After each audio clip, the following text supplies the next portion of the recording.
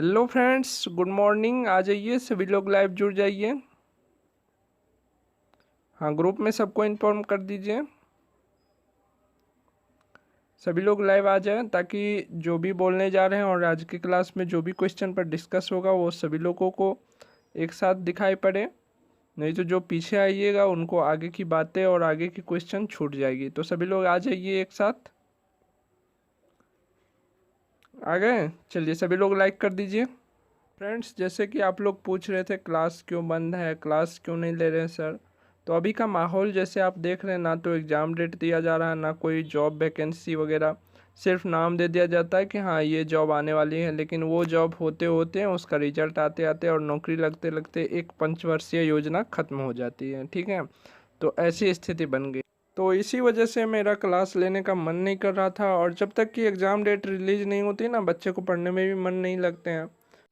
इसी वजह से क्लास नहीं हो पा रही थी आप लोग का। तो फिर सारे स्टूडेंट मैसेज करने लगे, सर क्लास लीजिए क्लास लीजिए। तो क्लास तो हम स्टार्ट कर रहे हैं, बट रेगुलर क्लास नहीं होगी। ठीक है, अल्टरनेट डे में क्लास होगा, जैसे MWF में क्लास होगी और संडे को टेस्ट होगी। तो आज से हम लोग अल्टरनेट क्लास स्टार्ट करते हैं। तो चलिए स्टार्ट करते हैं आज का क्वेश्चन। बायोलॉजी से इम्पोर्टेंट क्वेश्चन आज के वीडियो में देखेंगे। पहला क्वेश्चन है, अगर अगर किससे प्राप्त किया जाता है। अगर अगर क्या है, सबसे पहले ये जानकारी आप लोग को होना चाहिए। तो आप लोग केमिस्ट्री में साल्ट ब्रिज पढ़े होंगे, ठीक है, या साल्ट ब्रिज का नाम सुने होंगे। जैसे कि इलेक्ट्रोलाइसिस में होता है, साल्ट ब्रिज का यूज होता है। याद आया? साल्ट ब्रिज जो है उनमें अगर अगर नाम का एक जेली लाइक सब्सटेंस डाला जाता है। साल्ट ब्रिज में क्या रहता है? अगर अगर नाम का एक जेली सब्सटेंस, जेली बोले तो लिक्विड में थोड़ा गड्ढा सा, उसको जेली बोला जाता है। पहला क्वेश्चन है, अगर अगर किससे प्राप्त होता है। अगर अगर किससे प्राप्त होता है ये तो जानना ही है। उससे पहले ये जानना है कि अगर अगर है क्या, इसका यूज कहाँ होता है और किससे प्राप्त होता है। तो आप लोग केमिस्ट्री में साल्ट ब्रिज का नाम सुने होंगे। इलेक्ट्रोलाइसिस प्रोसेस में जो साल्ट ब्रिज होता है, याद आया? साल्ट ब्रिज में क्या क्या डाला जाता है? अगर अगर नाम का भी एक सब्सटेंस डाला जाता है जो यही है। ठीक है, यही अगर अगर डाला जाता है। तो जल्दी से बताइए कि किससे अगर अगर प्राप्त होता है। और अगर अगर की अगर नेचर देखे तो वो लिक्विड यानी कि जेली टाइप का होता है। लिक्विड में ही थोड़ा गड्ढा जो होता है, जेली लाइक सब्सटेंस जिसको बोला जाता है, वही होता है ये। जल्दी से बताइए किससे प्राप्त होता है। ये जो है जेलिडियम से प्राप्त होता है। किससे प्राप्त होता है? जेलिडियम से। अब बोलिए जेलिडियम क्या है। तो जेलिडियम एक प्रकार का एल्गी है। क्या है? एल्गी है। और एल्गी को क्या बोलते हैं? Plant like organism. प्लांट की तरह वेल डेवलप्ड नहीं होते हैं, लेकिन प्लांट लाइक ही होते हैं, क्योंकि इसमें क्लोरोफिल होती है और ये फोटोसिंथेटिक होता है। सबसे पहला पॉइंट क्या याद रखना है? क्लोरोफिल होती है इनमें और ये फोटोसिंथेटिक होता है।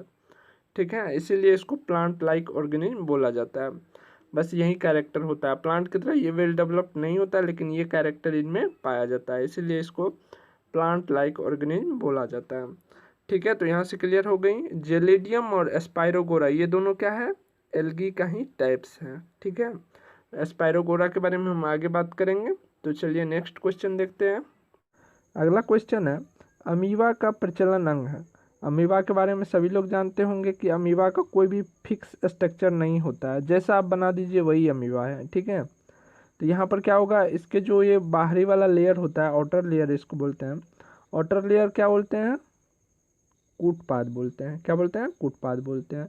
इसी के द्वारा ये अपना भोजन ग्रहण करता है, इसी के द्वारा ये अपना मूवमेंट करता है, यानी कि गति करता है या प्रचलन बोलिए, सारा कुछ ये कूटपाद के द्वारा ही करता है, क्योंकि सिंगल सेल है। ये तो मल्टी सेलर है नहीं कि बहुत सारा ऑर्गेन होगा, सारे ऑर्गेन इसके अलग अलग फंक्शन करेंगे। सिंगल सेल है तो बस उतना में ही काम चल जाता है। तो राइट आंसर क्या हो जाएगा? प्रचलन अंग कूटपाद हो जाएगा। चलिए आगे बढ़ें। चलिए आप लोग भी बताते चलिए, ये नहीं कि हम बता रहे हैं तो आप लोग बस शांत हो जाइए, आप लोग बताते चलिए। तीसरा नंबर क्वेश्चन आता है, एलिशा का प्रयोग किन बीमारियों का पता लगाने के लिए किया जाता है। एलिशा क्या है? एक प्रकार का टेस्ट है जिसके द्वारा बीमारियों का पता चलता है। किसी बीमारी का आप चेकअप करवाने के लिए जाते हैं तो डॉक्टर टेस्ट लिख देता है, वही एक प्रकार का ये टेस्ट है जिसके द्वारा हेपाटाइटिस, एड्स, थायराइड डिसऑर्डर, ये तीनों प्रकार की बीमारियों का पता चलता है एलिसा टेस्ट करवाने से। ठीक है, तो राइट आंसर क्या हो जाएगा? डी। डी में नन नहीं होना चाहिए, ऑल होना चाहिए। ठीक है, ऑल हो जाएगा। आगे बढ़ें, चलिए अगला क्वेश्चन देखते हैं। नेक्स्ट क्वेश्चन है, इनमें से कौन सा ऑर्गेनिज्म कोशिका सिद्धांत का पालन नहीं करता? कोशिका सिद्धांत को इंग्लिश में क्या बोलते हैं? Cell theory. कौन सा ऐसा ऑर्गेनिज्म है जो सेल थ्योरी को फॉलो नहीं करता? जल्दी से बताइए, हम सारे कमेंट चेक करते हैं। ठीक है, तो आप लोग आंसर बताते चलिए कमेंट में। अभी लाइव चैट में जो बता रहे हैं वहाँ भी, और वहाँ पर कमेंट में भी जो है बताते चलिए। और एक का बी जो कर देते हैं ना, उसमें थोड़ा होता है, एक का बी कीजिए, लेकिन जो भी बी नंबर में आपके ऑप्शन दिए हुए हैं उनका भी नाम अगर हो सके तो आप ज़रूर वहाँ पर नोट डाउन कर दीजिए। उससे क्या होता है कि दूसरा जो स्टूडेंट जिसको नहीं पता है वो भी देख लेते हैं तो समझ जाते हैं। ठीक है, तो दूसरे को भी हेल्प हो जाता है, हम भी देखते हैं, बस वैसे कर, नहीं तो फिर हमको बाद में जाकर के क्वेश्चन देखना पड़ता है कि इतना नंबर का क्वेश्चन हम क्या होमवर्क दिए हुए थे। और वैसे ऑप्शन में आप बता दीजिएगा तो हम समझ जाएगा कि हाँ ये वाला ऑप्शन सही है। चलिए आगे बढ़ें, अगला क्वेश्चन देखते हैं। अगला क्वेश्चन है, कोशिका सिद्धांत सेल थ्योरी का प्रतिपादन किसने किया? सेल थ्योरी किसने दिया था? सभी लोगों को पता होना चाहिए, जल्दी से बताइए, जल्दी से बताइए किन्होंने दिया था सेल थ्योरी? एमजे स्लाडेन, बिल्कुल सही जवाब है, एमजे स्लाडेन साहब ने दिए थे। और कौन दिए थे? ये अकेला नहीं दिए थे, इसके साथ में और भी है एक, रूडल बर्क्यू, नहीं ये गलत है। एमजे स्लाडेन और टी स्वान, ये दोनों साहब ने मिलकर के सेल थ्योरी दिए थे। ठीक है, और सेल थ्योरी वैसे बोले तो सेल थ्योरी है क्या? बताइए तो, किसी को पता है तो।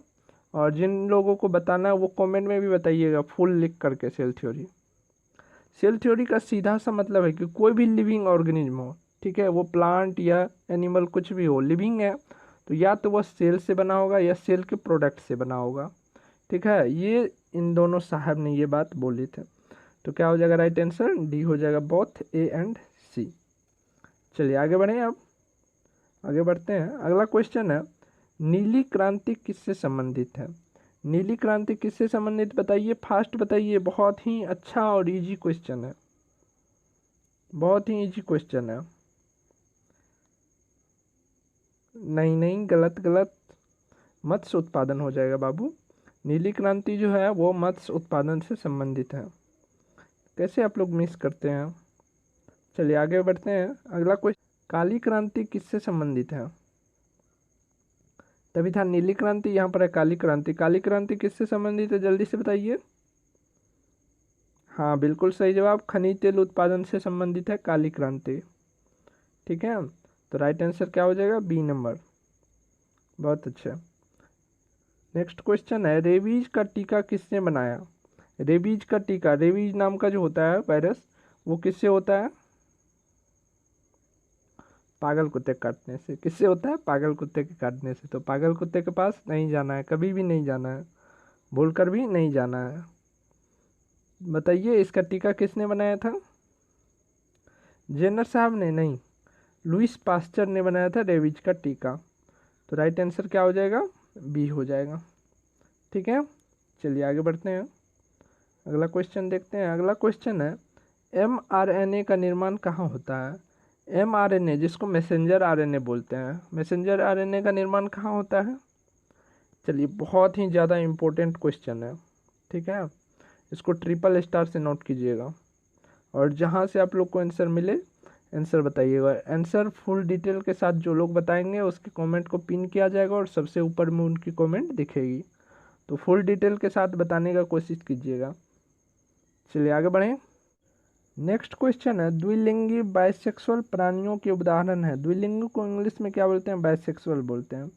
तो इन तीनों में से कौन से बाइसेक्सुअल ऑर्गेनिज्म के एग्जाम्पल्स हैं, ये आपको बताना है। बाइसेक्सुअल किसको बोलते हैं? जिसमें मेल और फीमेल, मेल पार्ट और फीमेल पार्ट दोनों एक ही बॉडी में हो, किसमें हो? एक ही बॉडी में हो, तो उसको क्या बोलते हैं? बाइसेक्सुअल बोलते हैं। तो जल्दी से बताइए इनमें से कौन से एग्जाम्पल है बाइसेक्सुअल प्राणियों के? ए बी सी, इन तीनों में से कौन से हैं? जल्दी से बताइए। हाँ, टेपवर्म तो होगा ही होगा, टेपवर्म के अलावा भी और होगा, जल्दी से सोच के बताइए। देखिए आपका स्पंज भी हो जाएगा, जोंक भी हो जाएगा। ये तीनों के तीनों क्या है, बाइसेक्सुअल प्राणियों के एग्जाम्पल्स हैं। तो राइट आंसर क्या हो जाएगा, डी हो जाएगा।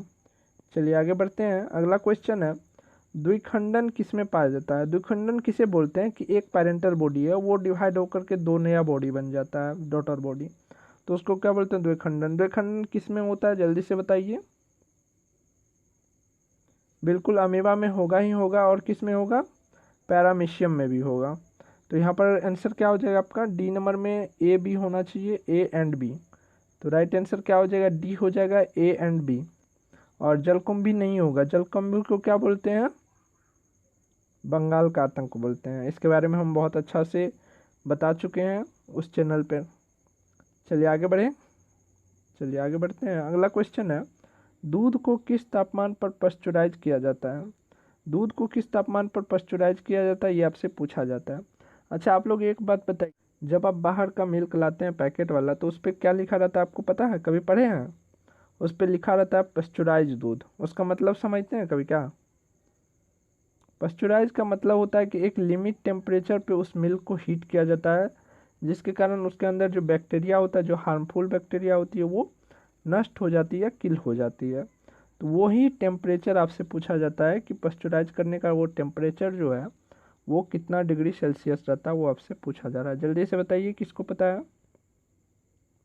हाँ मैं देख रहा हूँ, जल्दी से बताइए। नहीं, गलत है। 62 डिग्री सेल्सियस पर जो है उसको पस्चुराइज किया जाता है। ठीक है, तो राइट आंसर क्या हो जाएगा, सी हो जाएगा। चलिए आगे बढ़ते हैं, अगला क्वेश्चन देखते हैं। अगला क्वेश्चन है, पौधे के किस भाग से हल्दी प्राप्त होता है। यहाँ पर जो है ये क्वेश्चन बहुत ज़्यादा इम्पोर्टेंट है। आईएमपी करके ट्रिपल स्टार इसको मार लीजिए। क्या कीजिए, ट्रिपल स्टार मार लीजिए। पौधे के किस भाग से हल्दी प्राप्त होता है, जल्दी से बताइए सारे लोग। और ये कमेंट में ज़रूर बताइएगा, ऑप्शन के साथ आंसर भी लिखिएगा, ये नहीं कि एक का बी कर देना है। ऑप्शन के साथ आंसर भी बताना है। जो भी नाम हो, टूटी फूटी जिस लैंग्वेज में आपको, जिस भाषा में आपको आती हो, उसी भाषा में ही लिखिएगा। बस इतना कि हम पढ़ ले। ठीक है, ऐसा नहीं कि हॉ को पॉ लिखिएगा, बस हम पढ़ ले इतना में आप लिखिएगा, ज़रूर लिखिएगा। चलिए जल्दी से बताइए। जड़, जड़ नहीं होगा बाबू, तना हो जाएगा। ठीक है, जड़ क्या होता है, देखते होंगे कि हल्दी का जो भी भुट्टा होता है, वैसा फिगर नहीं, उसमें से जो है यहाँ पर जो है बाल टाइप से, रेसे टाइप से निकलता है, वो इनका जो होता है जड़ होता है। और ये जो होता है तना जो होता है, जिस पार्ट को हम लोग खाते हैं, वहाँ से देखते होंगे कि पहले अगर प्लांट छोटा सा लगे, मतलब पत्ती का जो साइज है वो छोटा रहता है, तो क्या रहता है, तुरंत निकला रहता है, तब तो आप बोलते हैं पत्ती है। लेकिन बड़ा हो जाता है तो क्या बोलते हैं, प्लांट है। प्लांट नहीं रहता, वो पत्ती का साइज बढ़ जाता है। ठीक है, तो ये जड़ नहीं होगा, ये क्या हो जाएगा, तना हो जाएगा। जड़ यहाँ से इधर हो गया और पत्ती यहाँ से इधर हो गया, बीच वाला जो भी है हल्दी का, वो क्या हो जाएगा, तना हो जाएगा। तो राइट आंसर क्या हो गया, बी हो गया। और फ्रेंड्स, जितने भी लोग, जो लोग पेड क्लास नहीं ज्वाइन किए हैं, वो लोग ये सारे क्वेश्चन को नोट जरूर कर लीजिएगा। ठीक है, पेड क्लास के बच्चे को तो ये बेनिफिट है कि उनको सारे जितने भी क्लास होती हैं उनकी सारी क्वेश्चन की पीडीएफ मिल जाती है, साथ में एक्स्ट्रा नोट्स भी उन लोग को मिलते रहती है, और टेस्ट में उन लोग को पता चल जाता है कि उन लोग का तैयारी कितना है। तो बस आप लोग जो है क्लास के बाद, जो लोग पेड क्लास में नहीं ज्वाइन किए, तो वो लोग ये इन सारे क्वेश्चन को नोट करके बार बार अपना इस पर प्रैक्टिस करते रहिएगा। ठीक है, चलिए आगे बढ़ते हैं। नेक्स्ट क्वेश्चन है, गोल्डन राइस में कौन सा विटामिन पाया जाता है। यहाँ पर गोल्डन राइस जो है उसमें कौन सा विटामिन पाया जाता है, ये आपसे पूछा जा रहा है। और सबको पता होगा गोल्डन राइस में कौन सा विटामिन पाया जाता है, जल्दी से बताइए। बिल्कुल सही जवाब, गोल्डन राइस में जो है विटामिन ए पाया जाता है। ठीक है, चलिए आगे बढ़ते हैं, अगला प्रश्न देखते हैं। अगला प्रश्न है, प्राथमिक उपभोक्ता है। सबको पता होगा कि प्राथमिक उपभोक्ता किसे बोलते हैं, जो उत्पाद को खाता है उसे प्राथमिक उपभोक्ता बोलते हैं। प्रोडक्ट को क्या बोलते हैं, उत्पाद ही बोलते हैं ना। तो पहले प्रोडक्ट होता है, उसके बाद प्राइमरी कंज्यूमर, सेकेंडरी कंज्यूमर होता है। तो इसी प्रकार से हिंदी में बोलते हैं उत्पाद, उपभोक्ता, द्वितीय उपभोक्ता, तृतीय उपभोक्ता। तो यहाँ पर कौन क्या है, जल्दी से बताइए। प्राथमिक उपभोक्ता पूछा जा रहा है, उपभोक्ता यानी कि उत्पाद को खाने वाला।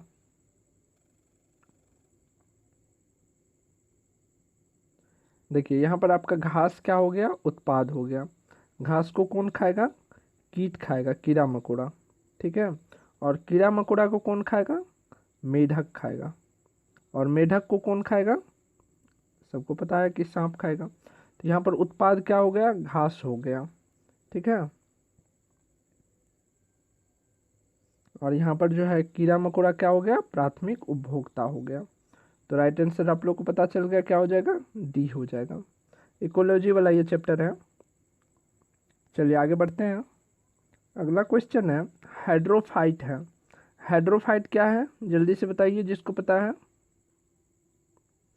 हाइड्रोफाइट किसे बोलते हैं, जलीय पौधा को क्या बोलते हैं, हाइड्रोफाइट बोलते हैं।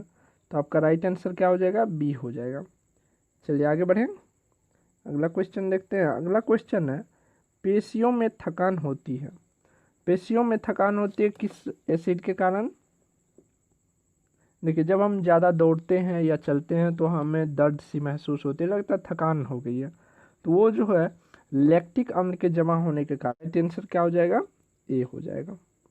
चलिए आगे बढ़ें, अगला क्वेश्चन देखते हैं। अगला क्वेश्चन है, लार किसके पाचन में सहायक होता है। लार जो होती है सलाइवा, वो किसके पाचन में सहायक होता है, बताइए बताइए। हाँ, स्टार्च के पाचन में जो है लार सहायक होता है।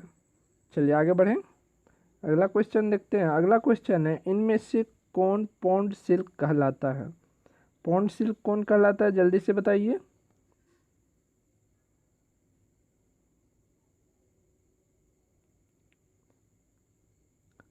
नहीं पता। एस्पायरोगेरा जो क्या है, टाइप्स ऑफ एल्गी है। एस्पायरोगेरा हम बता चुके थे, फर्स्ट क्वेश्चन में ही बताए हुए थे कि एस्पायरोगेरा क्या है, एक प्रकार का एल्गी है। तो यहाँ पर एस्पायरोगेरा जो है वो पौंड सिल्क कहलाता है। क्या कहलाता है, पौंड सिल्क कहलाता है। तो राइट आंसर हो गया आपका बी। चलिए नेक्स्ट क्वेश्चन देखते हैं। नेक्स्ट क्वेश्चन है, मछलियों के हृदय कितने चैम्बर का होता है। मछलियों का जो हार्ट होता है वो कितने चैम्बर का होता है, जल्दी से बताइए। अच्छा ये बताइए, ह्यूमन का हार्ट कितने चैम्बर का होता है, 4 चैम्बर का होता है, क्योंकि हम लोग डेवलप्ड में से है, सबसे हायर में से है। लेकिन मछली सब क्या है, डेवलप्ड में से नहीं है, ठीक है।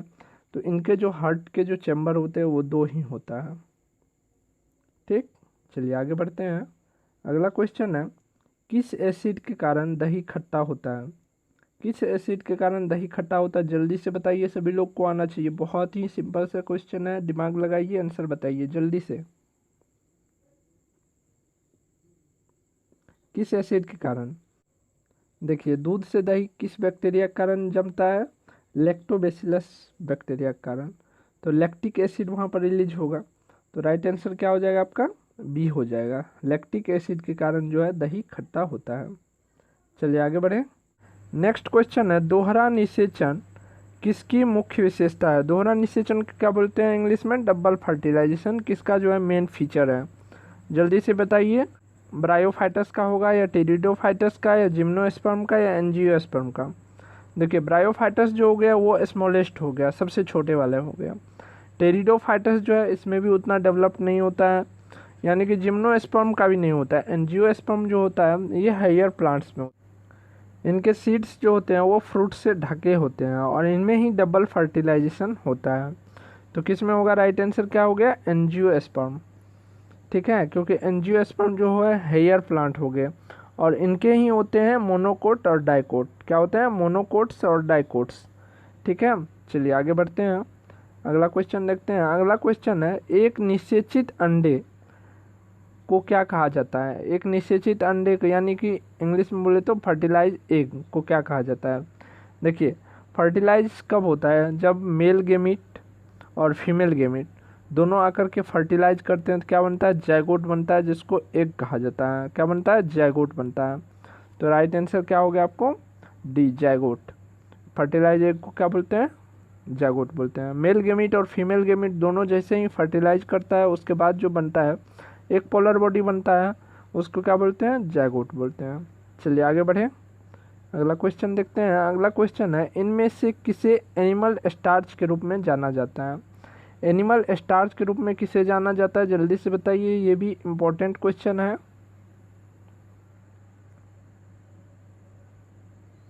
नहीं, सेल्यूलोज नहीं होगा, ग्लाइकोजेन हो जाएगा। क्या हो जाएगा? ग्लाइकोजेन। ग्लाइकोजेन को क्या बोला जाता है? एनिमल स्टार्च बोला जाता है। चलिए आगे बढ़ें, अगला क्वेश्चन देखते हैं। अगला क्वेश्चन है, फंगी का सेल वॉल बना होता है। फंगी का सेल वॉल जो है वो किस चीज़ से बना होता है, ये आपसे पूछा जा रहा है, जल्दी से बताइए। और बहुत ही इंपॉर्टेंट क्वेश्चन है, इसको ट्रिपल स्टार से नोट कर लीजिएगा। क्या कीजिएगा? ट्रिपल स्टार देकर के इसको नोट कर लीजिएगा। जल्दी से बताइए, राइट आंसर क्या हो जाएगा? बिल्कुल सही जवाब, कैटिन से बना होता है फंगी का सेल वॉल। किससे बना होता है? कैटिन से। तो राइट आंसर हो गया सी। तो फ्रेंड्स आज के लिए बस इतना ही, क्योंकि आज की क्लास में जो क्वेश्चन हम लोग डिस्कस किए हैं जिस क्वेश्चन पर, वो इतना ज़्यादा इम्पोर्टेंट है कि आपके एग्ज़ाम में पूछे जाने की डायरेक्ट यहाँ से संभावना है, क्योंकि ऐसे ही क्वेश्चंस जो है एग्ज़ाम में आते हैं। ठीक है, इससे हाई लेवल नहीं आता। इससे अगर ज़्यादा हाई लेवल पे जाइएगा तो वो नीट लेवल का हो गया, और नीट लेवल का तो ये एग्ज़ाम है नहीं। नीट लेवल का रहता तो फिजिक्स, केमिस्ट्री और बायोलॉजी से ज़्यादा क्वेश्चन पूछा जाता, लेकिन यहाँ तो ऐसा है नहीं। तो उसी हिसाब से देखना है, सिलेबस के अनुसार ही सारे क्वेश्चन को करते जाना है। ठीक है, तो आज के लिए बस इतना है, मिलते हैं नेक्स्ट डे। तब तक आप लोग जो है बराबर प्रिपरेशन करते